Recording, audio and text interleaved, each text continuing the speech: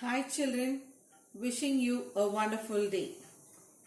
I'm sure you might have read your readers and now be ready with your reader, pen, pencil to jot down the notes. Watch the video and listen to the explanation carefully. So in last class we have first seen about the definition of what is moral action and what is mechanical act, what is conventional behavior, what is intentional act and non-moral action. All these may be asked for 1 mark, and sometimes with this give an example may be given which carries 2 marks. So please learn all these definitions, especially conventional behavior and mechanical act and intentional act will be asked together with an example, to give with an example. So go through your reader and your guide, what is given in your guide also, please learn it.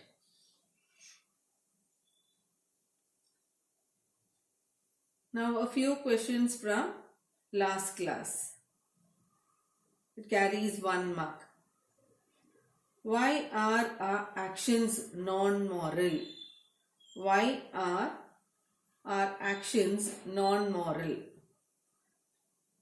Our actions are non-moral because we follow the prevailing conventions. We follow the rules, set of rules and regulations, the prevailing convention. Next question. What will happen if conventional behavior is not followed? What would happen if conventional behavior is not followed? If it is not followed, what will happen? Anarchy would be the result. See, just one word will be there.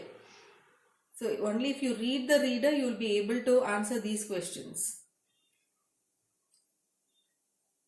Next one.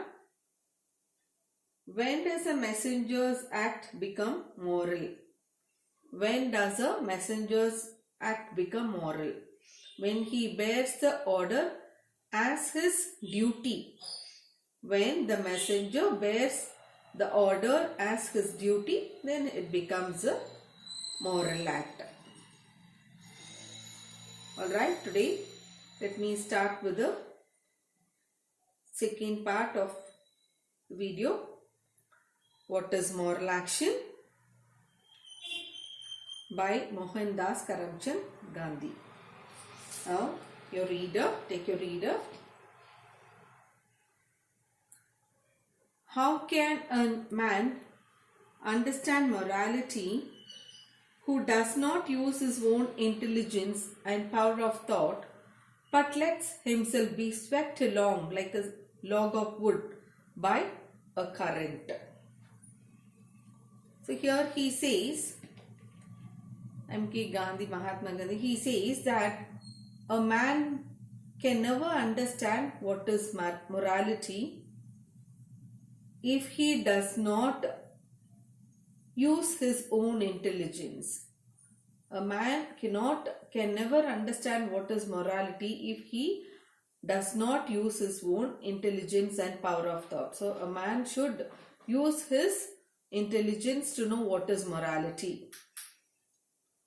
But if such a kind of a person, means who does not use his intelligence, if such a kind of a person exists, then it would be better that he be swept along or carried away like a log of wood by a current. So here, a man without moral thought, who does not use his intelligence to know what is morality, he is compared to a log of wood, and he says like, let that man be carried away by the current. So the man who doesn't use his intelligence to know what is morality, such kind of a person, let him be carried away by the current. So he is compared to a log of wood.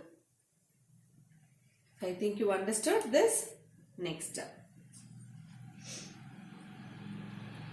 Sometimes a man defies convention and acts on his own with a view to doing absolute good. Such a great hero was Wendell Phillips. Addressing an assembly of people, he once said, "Till you learn to form your own opinions and express them, I do not care much what you think of me."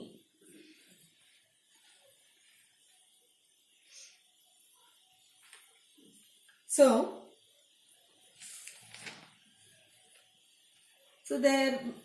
sometimes there may be people who refuses to obey and follow the customized rules, but insists to act upon his own views and suggestion in doing good and being completely good. So they may have their own rules and regulations. They may not follow the customized rules, but they will insist upon their own views and suggestion to be good, in doing good. Such one great hero was Wendell Phillips. Wendell Phillips, who lived between 1811 to 1894, an American orator. Orator means a person who is good in making public speech. He was a social reformer who opposed slavery. So Wendell Phillips, he once said, when he addressed an assembly of people, "Till you learn to form your own opinions and express them, I do not care much what you think of me." Which means, till you cultivate your ability to form your own norms and conditions, pave your own way of perception and opinion, and live accordingly, he would not care of what people think and speak about him. So what he says here, you have your own set of rules. Like, don't keep following he's doing like that, she's doing like that. You have your own norms, you have your own conditions, you have your own rules and regulations, and follow that and live according to your kind of life, what you can live. So he would never bother about others' assumption. He never bothered, he never cared about others, what they think. He says, live according to your own wish and will.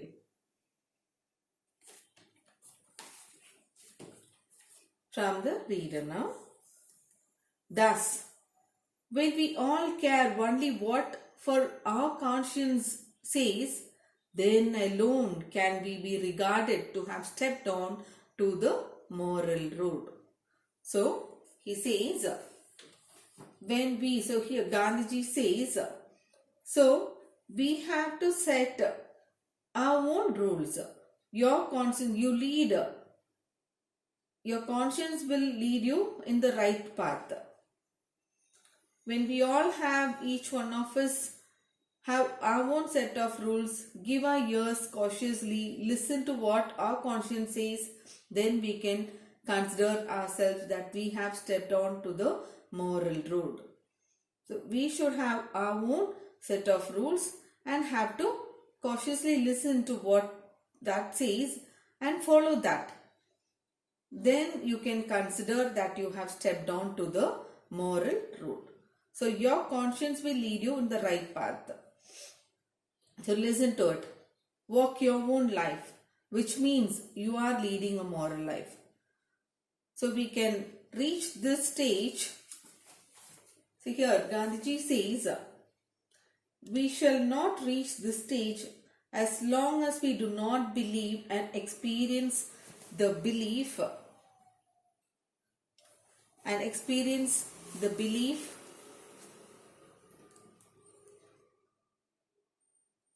that God within us, the God of all, is the ever present witness of all our acts.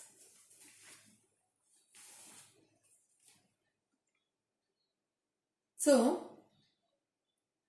your conscience will lead you in the right path. So, listen to it, walk your own life, which means you are leading a moral life.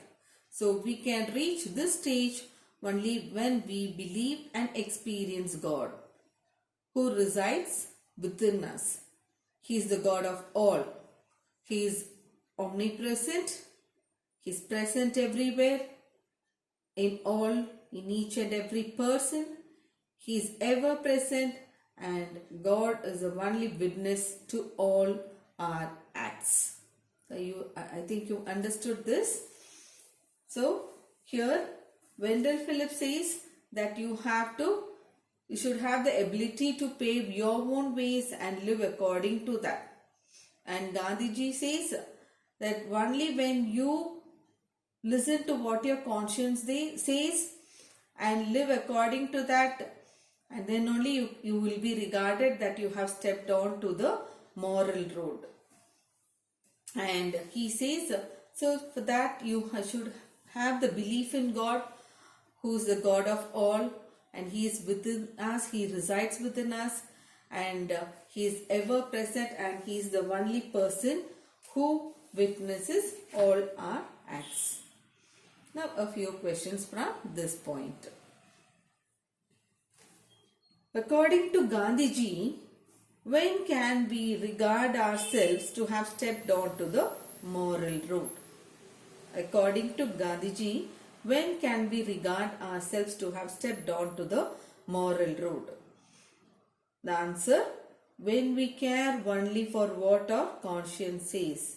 Listen to your conscience, what it says, and follow that. Then you can be regarded that you have stepped on to the moral road. What is Gandhiji's belief? His belief is God is present in all and He witnesses all our actions. Who is the witness to all our acts? It is God alone, who is the witness to all our acts. So now, till now we have seen that an action which is good done with duty conscience is a moral action. So now in the third point, we are going to the third point. It is not enough that an act done by us is in itself good. It should have been done with the intention to do good. That is to say, whether an act is moral or otherwise depends upon the intention of the doer. So in this third point, we are going to see that a moral action should not only be good, but also it should have a good intention. It is not enough if we do an action that is good. It should be done with a good intention. So to say, if an act is moral or non-moral, it depends on the intention of the doer. The intention of the doer should be good.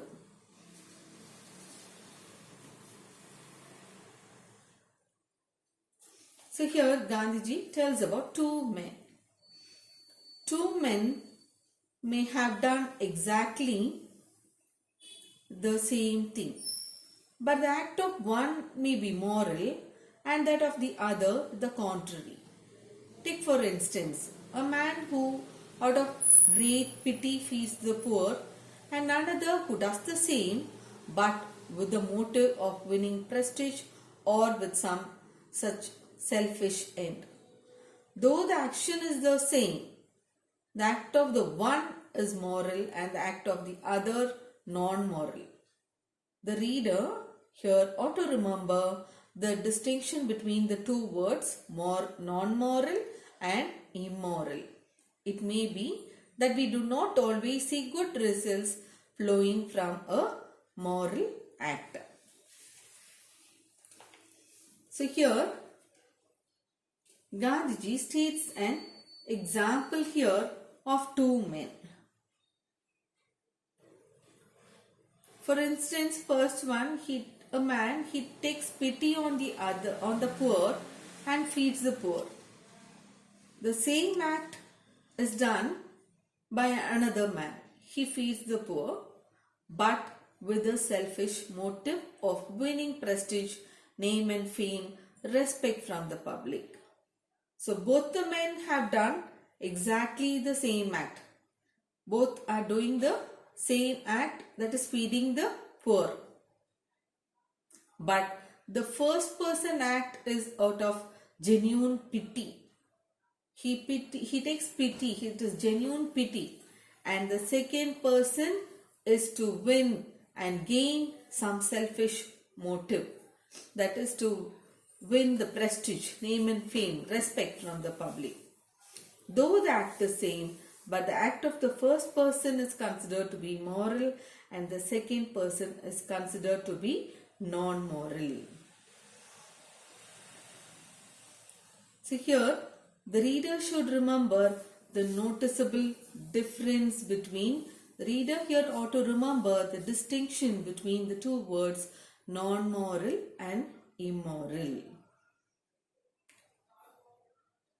So in the above said example of feeding the poor, the second person's act is a non-moral act. It is not an immoral act. His action is good, but it has a selfish motive. It does not have a good intention. His motive was to win the prestige, name and fame, respect. But the first one was genuine pity. So, the second person's act is not a immoral act. It is a non-moral act. So, you should know the difference between what is immoral and what is non-moral. Immoral act means contrary to purity of thought or conscience. Non-moral means a good act that we do for our selfish ends and not for the welfare of the people. And next we see, it may be that we do not always see good results flowing from a moral act. While thinking of morality, all that we need to see is that the act is good and it is done with good intention. The result of an action is not within our control. God alone is the giver of fruit. So we must not always expect only good results coming out from a moral act. When taking morality into concern, all that we need to see is that the act done is good and it is done with a good intention. But the result is not in our hands. At times, when you do good to someone else, it is not that always you will be appreciated and encouraged. Sometimes it may give you an otherwise result. But we should not be saddened, depressed and keep away from doing good. You follow your motive of doing good. One day you may receive the fruit of achievement and happiness because the giver of the fruit of action is God alone. Now answer these questions.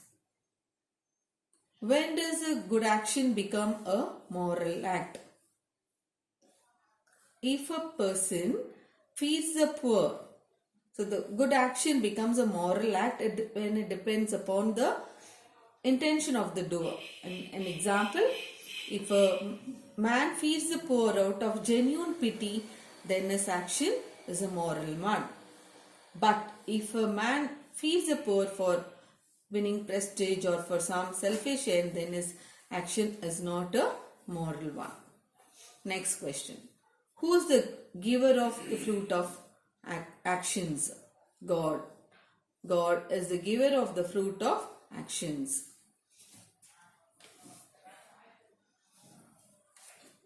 Next one. Historians have called Emperor Alexander Great. Whenever he went in the course of his conquest, he took the Greek language and Greek culture, arts and manners. And today we enjoy the benefits of Greek civilization.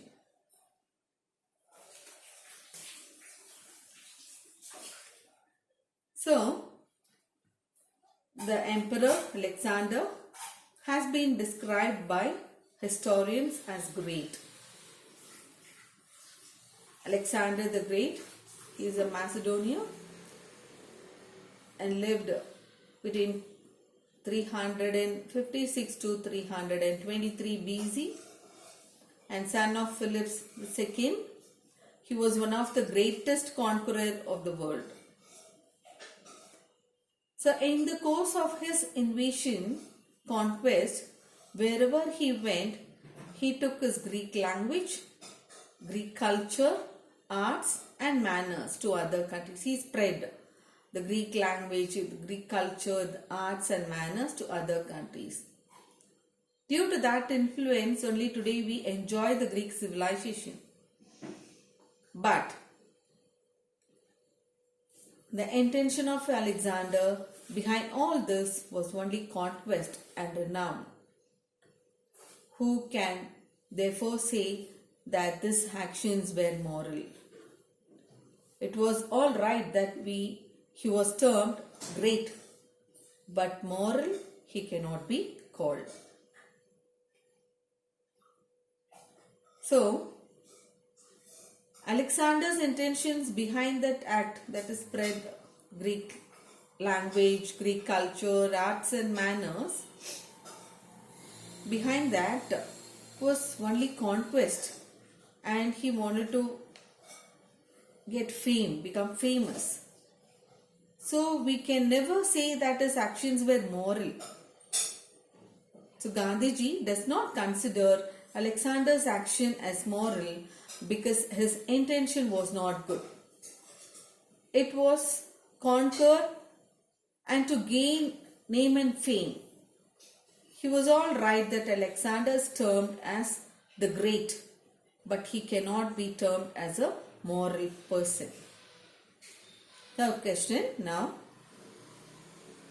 Alexander's conquest cannot be called moral actions. Why? So according to Gandhiji, Alexander's conquest cannot be called moral actions because his intention was not good. It was conquer and to gain name and fame. He spread the Greek language and the Greek culture, arts and manners. So far we have seen that a moral action is a good action which with a good intention. It should have a good intention also.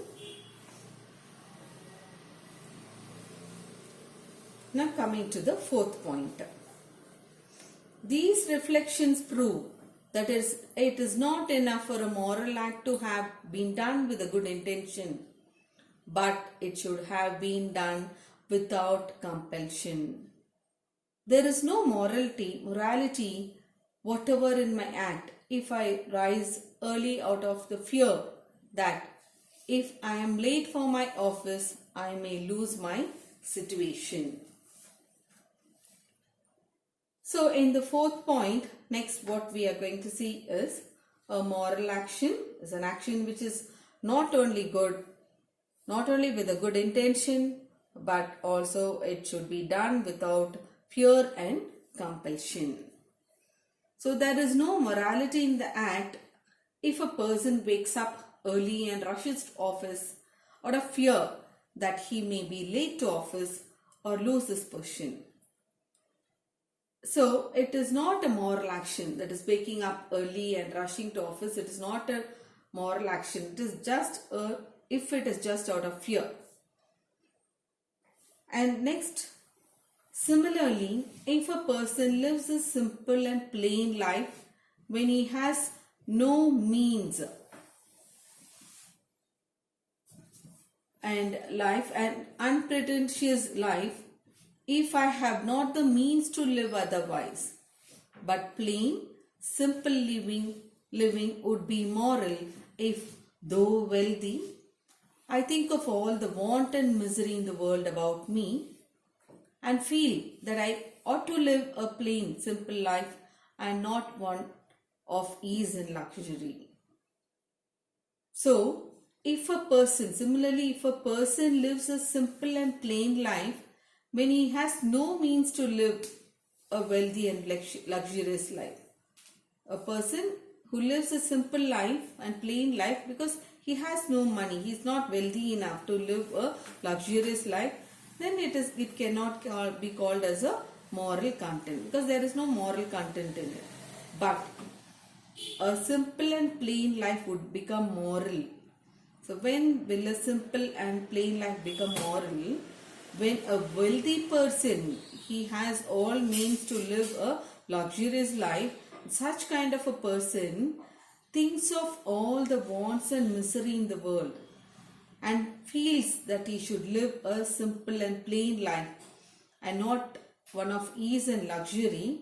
He sacrifices all his ease, luxury and comforts, thinking of the misery of the people around him in the world.